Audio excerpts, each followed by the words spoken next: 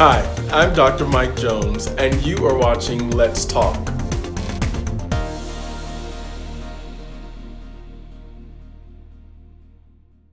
We are here tonight with my friends and brothers from Abu Dhabi, and I'm so excited to have Mr. Ahmed Al-Sabhi, Assistant Principal, and Mr. Khalid Badawi, Academic Vice Principal. I had the pleasure of working with these gentlemen when I was spending time over in Abu Dhabi for about 3 years, and we're so excited to have you guys. Assalamu alaikum. Alaikum salam.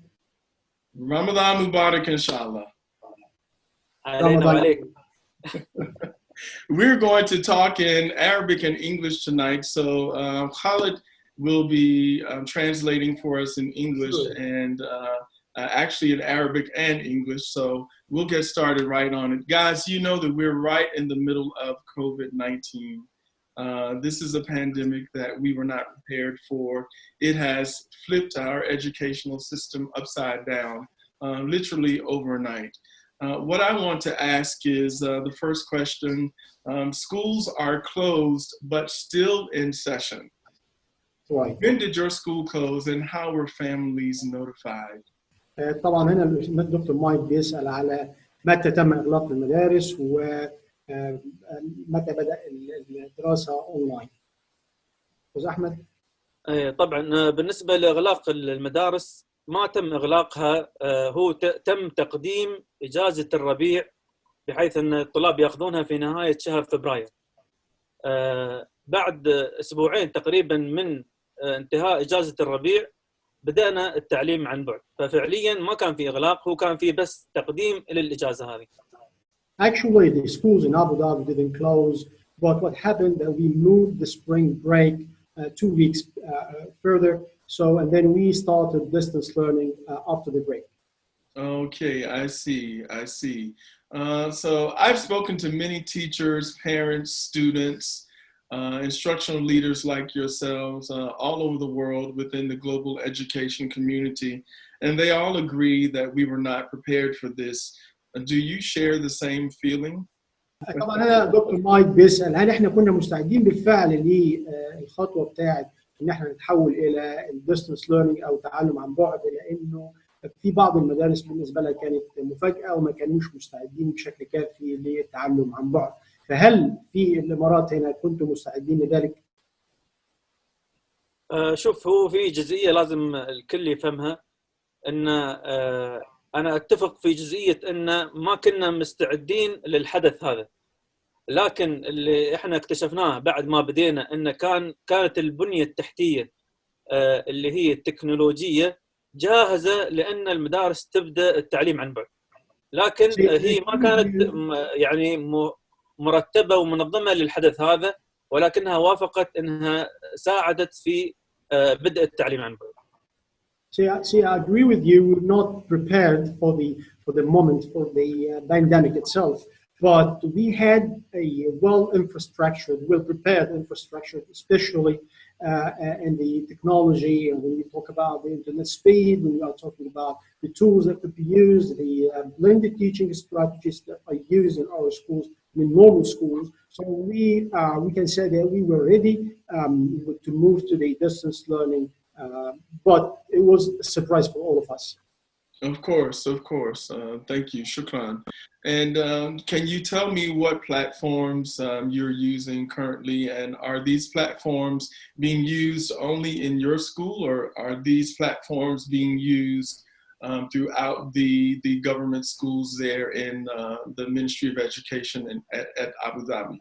هل من الممكن انك توضح او تعدد المنصات التعليميه اللي بتستخدموها، وهل هي خاصه بمدرستكم فقط ولا هي معممه بشكل عام على كل المدارس الحكوميه؟ طبعا احنا نستخدم عده منصات. في منصه عندنا خاصه بالتعليم في ابوظبي اللي هي منصه الف. الف تم اعدادها خصيصا لمدارس ابوظبي، ولكن عندنا ايضا منصه على المستوى الاتحادي، يعني الامارات كامله فيها منصه اسمها بوابه التعلم الذكي اللي هي LMS، وطبعا باستخدام الادوات اللي هي العالميه مثل ما هي يعني MS Teams، الميكروسوفت. كل هذه الادوات ساعدتنا في انجاز تقريبا ما يقارب من 70% من المهام اللي كنا نسويها داخل المدرسه. So we have several platforms that we are using, not only as a school but as Abu Dhabi schools, and also there are some other platforms that are used in all the Emirates. But in Abu Dhabi here, there is a specific platform that we have started using it since 2 years before. We call it Aleph. It's an Emirati platform from Abu Dhabi, and it's used only in Abu Dhabi schools before even the pandemic, like 2 years at least. And then there is also what we call it LMS, or the MOE LMS learning management system that is used across the country in all public schools. Beside the other platforms, the worldwide platforms like Google Suite, like Microsoft 365, all of this, and you can say that accomplish like 70% of the work. Very good, very good. And that's similar to what we're seeing here in the United States and across the globe. In the education community, lots of people are using Microsoft Teams, using Google Suite, as you said, Ustad Ahmed. And people are using their own platforms. And I'm happy to hear that you or the Ministry of Education has created their platform for virtual learning prior to this pandemic, which makes it even easier, I think, for teachers and administrators like yourselves and principals and all the leaders within the Ministry of Education to make sure that there is not a gap or a divide, if you understand, in the delivery of the educational services for students from the closing of schools to now technically being homeschooled. So, you know, can you translate that for me? For sure, yeah.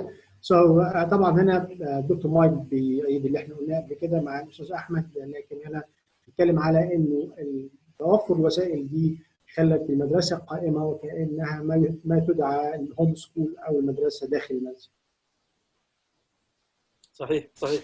انا اللي ممكن اضيفه ان اكتشفت ان عندنا ثقافه عاليه عند يعني جميع الشرائح الموجوده من مدرسين وطلاب واولياء امور، بحيث انهم ساعدنا احنا في ان يعني نحرك شويه ونسرع العمليه التعليميه اللي كانت عن بعد. That's right, and what we have discovered is that we have found that most of the teachers and students and parents were really ready for this step, and they understand, and they were they were prepared actually. Very good. So essentially, the school community there in Abu Dhabi have embraced 21st century learning, which of course is steeped in virtual learning or online learning, distance learning, whatever you want to call it, which was leading to my next question in terms of the support that you are providing for teachers, the support you're providing for students, and the support you're providing for parents in educating their children at home. دكتور مايك هنا بيسأل على الدعم الموجه للمعلمين أو لكل الأطراف، سواء كانوا معلمين، طلاب، أولياء أمور، بحيث إن هم يعني يخلي العملية التعليمية قادرة على الاستمرار في المنازل. طبعا من ناحية الدعم أنا أول شيء أحب أن ألمح أو يعني أبين الدور الهام والكبير جدا اللي قامت به وزارة التربية والتعليم. وزارة التربية والتعليم قامت بجهود كبيرة جدا في تدريب المعلمين، قامت بجهود كبيرة في إعداد المنصة، وهذا الجهد ترى ما ينبنى في يوم أو يومين، هو يحتاج إلى سنوات للإعداد. هذا من الناحية الأولى. من ناحيتنا إحنا كمدرسة، إحنا يعني قمنا بتزويد الطلاب بالأدوات وبالتدريب اللازم إنهم يبدون في البيت، وطبعا مع الدعم التكنولوجي اللي هو ما يعني استخدام بعض التقنيات في الدخول للمنصات. استحدثنا فريق كامل لتقديم الدعم التقني للطلاب ولأولياء الأمور.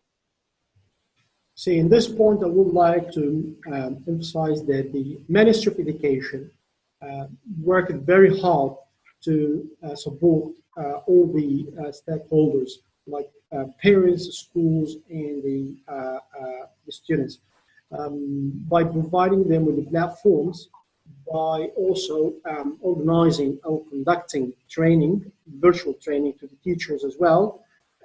Also, this is the one side. The other side is, as a school community, we have constitute a team to support parents and the students in their technical, if they face any technical issue in communication or in the platforms that they are using. Very good. So here's the hard question that I like to ask everyone. Where do you think we go from here? Where do you see us in the next 3 months? Because as I see it, COVID-19 is here for some time until there's more information and until there's a vaccine that works against it, very much like the flu, and when H1N1 was here, you know, all those different viruses that have come before, you know, coronavirus. So what do you think the next 3 months will look like for education, not just in Abu Dhabi, but around the world?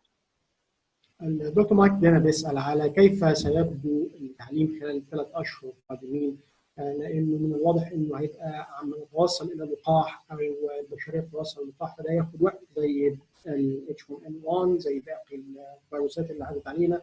فأنا حابب أسأل كيف سيبدو المدارس والتعليم في الثلاث أشهر القادمين، مش بس على مستوى الدولة ولكن بشكل عام. أول شيء أنا أحب أوضح أن وجود الجائحة هذا والفيروس هذا كان بالنسبة لنا له أثر إيجابي للنظر للمستقبل. إحنا نحتاج الأدوات هذه، أتوقع أن نستخدمها في المستقبل حتى لو ما كان في وباء وما كان. إحنا نحتاج أن نطور مهارة التعلم الذاتي عند الطلاب. احنا نحتاج ان الطلاب يبدون يستخدمون التكنولوجيا بشكل اكبر في التعليم. فانا اتوقع الثلاث شهور القادمه هي نظره يعني على المدى القصير ان التعليم بيستمر نفس ما هو، لكن انا من وجهه نظري ان التعليم عن بعد بيتم اعتماده بشكل اكبر في التعليم في السنوات القادمه. We have seen a good opportunity in this pandemic actually. To work on such tools. I mean, having the students to improve their skills, to learn by themselves, to be self-learners. And I think, and I believe from my own perspective, I see that this will continue in the future. This will never stop. I mean, distance learning, but in the short term, I think we will keep teaching and learning through the virtual platforms, and this is actually for us is a good opportunity to strengthen our skills in such areas. Absolutely, I would have to agree with that. I think this is the wave of the future, or I should say the now wave. This is where we are, and it removes a lot of barriers. Regarding attendance, you know, I know we haven't gotten into those issues. Students who may not come to school regularly, tardy, students who come to school late, or even students who leave school early. It helps to resolve a lot of these issues. Have you seen any needs in terms of? Sorry, you want to? Challenges, you mean? Challenges, yes. You want to, I'm sorry, you want to say that in Arabic? I would say it in Arabic, but Arabi shwaya al-hain, because I'm not speaking Arabic like I was when I was there, so I've lost a lot of the words. Your Arabic is better now, Dr. Mike, I think. Yeah. So استاذ احمد، الدكتور مايك بيسال على التحديات. انا شايف طبعا انه التعامل او التعلم عن بعد ده سهل وذلل عقبات كثيره جدا، منها الغياب، مشكله الغياب، منها التاخر. ولكن انتم شايفين هل هناك تحديات بتواجهوها في التعلم عن بعد؟ طبعا اكيد، هو كل ما تكون في تكنولوجيا كل ما هذا لازم يكون في تحديات. التحديات اللي نواجهها معظمها يعني خاصه بالتكنولوجيا، خاصه بالتقنيه. يعني مرات فجاه مثلا الانترنت يصير ضعيف، في ضغط على الشبكات. هذه الاشياء يعني تعرقل سير العمليه التعليميه. ولكن في النهايه انت يعني جالس تنجز، انت جالس تحقق هدف يمكن ما يكون هو 100%، لكن احنا لو حققنا حتى لو 60 في البدايه او 70% فاحنا راضين ويعني متاكدين 100% ان مثلا في الايام القادمه الايام تتحسن والشبكات تتطور والتكنولوجيا تتقدم. طبعا of course there should be some challenges side by side with the positive points. There are some challenges like technical problems sometimes, when internet speed slows down or the computers are not working perfectly with the students at home and they need support. But we are very satisfied about the level of the achievement that we have achieved. When we achieve like 70%, we can find for us as educators and also students. Excellent, excellent. في إضافة بس اللي هي نحن بعد نحتاج أن حين الحاجة إلى رفع الثقافة التقنية عند أولياء الأمور.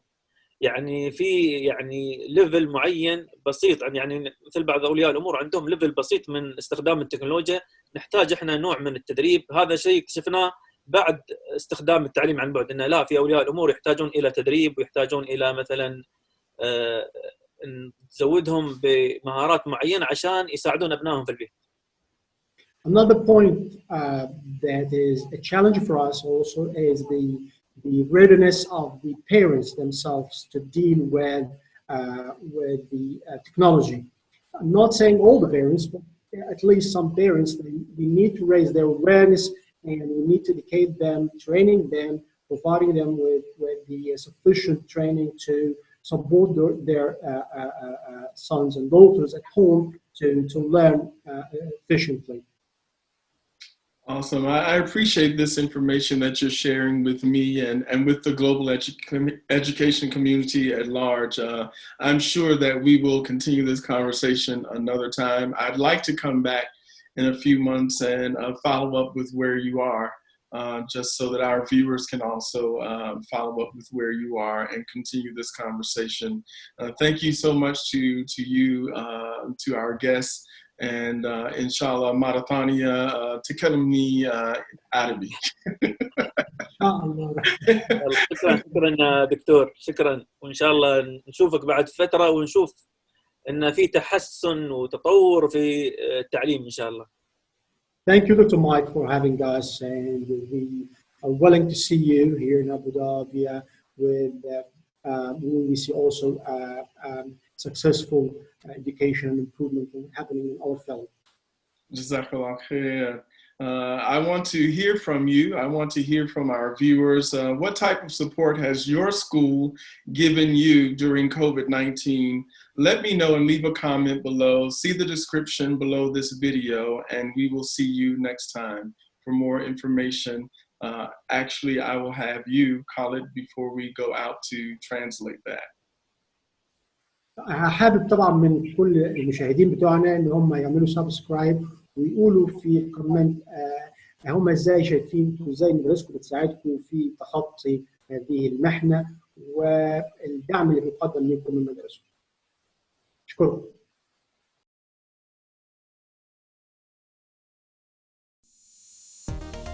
Thanks for watching.